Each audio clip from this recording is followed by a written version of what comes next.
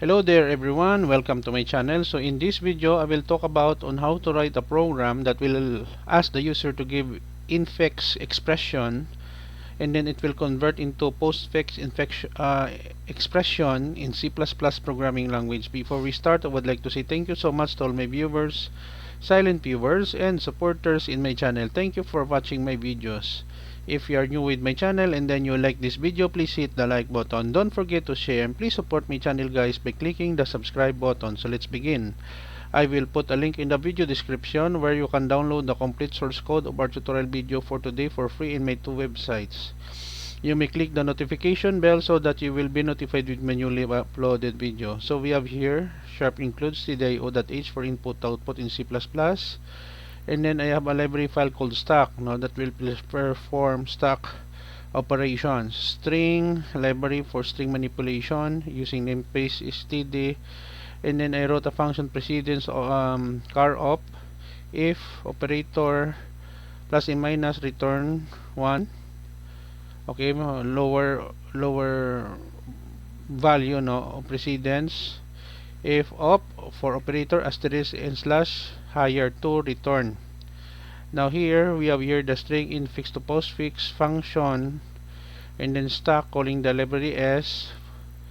So we have here a parameter string if char colon equals infix is solnum. If it is a numerical value, postfix plus equals c, else push to the stack, else empty, checking for empty, move to the top, pop, else the parenthesis, else empty, precedence on the pop, fix to the top, s pop, push in our stack while empty, checking if not empty, the value will be put in the top, is in the pop, and return postfix, and then right curly bracket to close the function. Int main, it is the starting point of every C++ program. String infix, the new line here, the title infix to postfix in C++, enter in infix expression, get line for string cn. So string postfix calling the function infix to postfix conversion, new line and corresponding postfix expression, display postfix return 0, return to our operating system.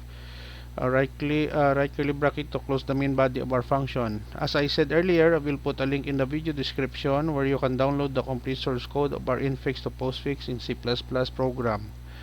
Let us go with our online GTB. Click the run. We are already running the program. So infix to postfix, enter infix expression, it is 6 multiply by 2 plus 5 divide by 7.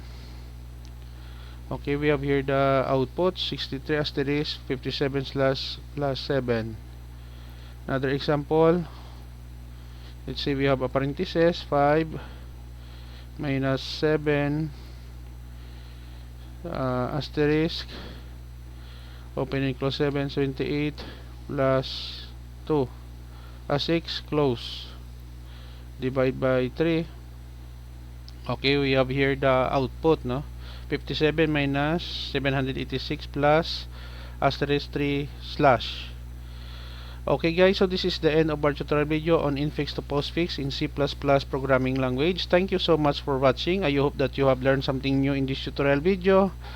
I will put a link in the video description where you can download the complete source code of our tutorial video for today for free in my two websites. Thank you so much guys for your support.